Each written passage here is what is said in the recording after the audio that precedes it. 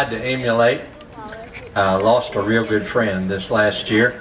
Jonesy'd been around about as long as I can remember, and Jonesy was a cowboy. You know, a cowboy, you know, the real cowboy, that's the guy who actually rides that horse instead of just feeding and petting it, you know, out there in the backyard.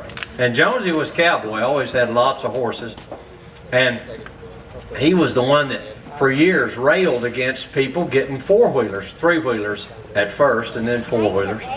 And he just thought that was terrible and that people ought to use them four-wheelers and all that kind of stuff. And one afternoon, I was coming into town, and who should I meet but Jonesy hauling a four-wheeler in the back of his pickup.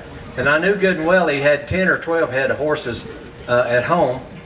And so I stopped him, of course. I waved him down, and he started off on all these excuses for why, you know, this wasn't his four-wheeler. He borrowed it from somebody, and all the reasons why he was using it. I said, I don't want to hear them. I don't want to hear none of them.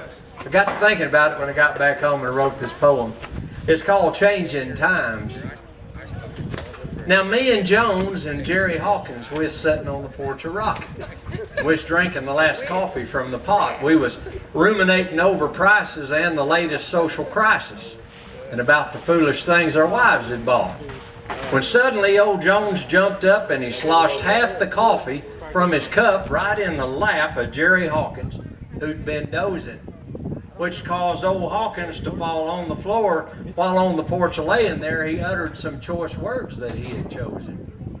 But Jonesy, he was on a roll, and the fires of passion in his soul inspired him now to lofty oratory.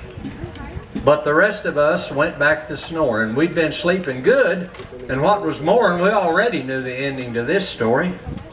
Jonesy looked toward the skies, he shook his head and rolled his eyes, contemplating how things was decaying, and how the young cowboys today had thrown tradition all away, and about the awful price the world was paying.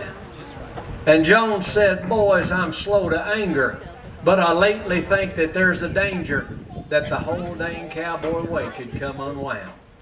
'Cause there ain't no good cowboys left, and mighty few good horses, except for mine, and right now they ain't strictly sound.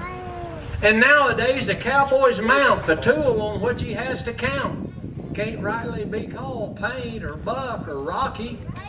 'Cause nowadays when he has a need to climb aboard his trusty steed, he calls it with a 'Come here, Kawasaki.'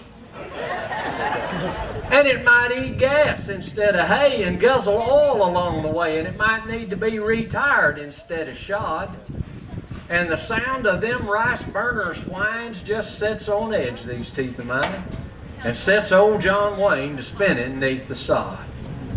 And do you think there ever was a Honda that could ford the Rio Grande when she's in flood and rolling bank to bank?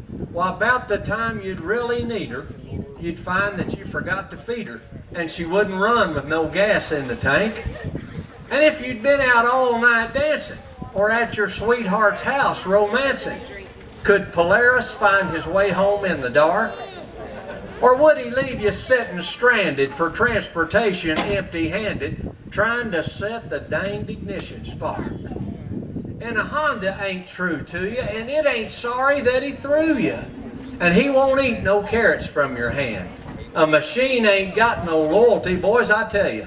Horses is royalty, and they're the finest creatures that ever walked this land." So saying, Jonesy grabbed his rope and headed for the barn.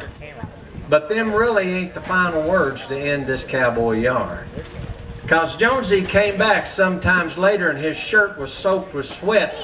He said, "I tried 5 times to rope old Buck and I ain't caught him yet. Paint needs new shoes and Rocky's lame, and that colt bucked me off twice last week." He said, "You know, I've been feeling a mite poorly myself, and my riding abilities ain't at their peak. But I surely do need to check them bred heifers, and that presents quite a problem to me, 'cause it's too hot to walk, and I can't use my horses. Could I borrow your new ATV?" Thank you.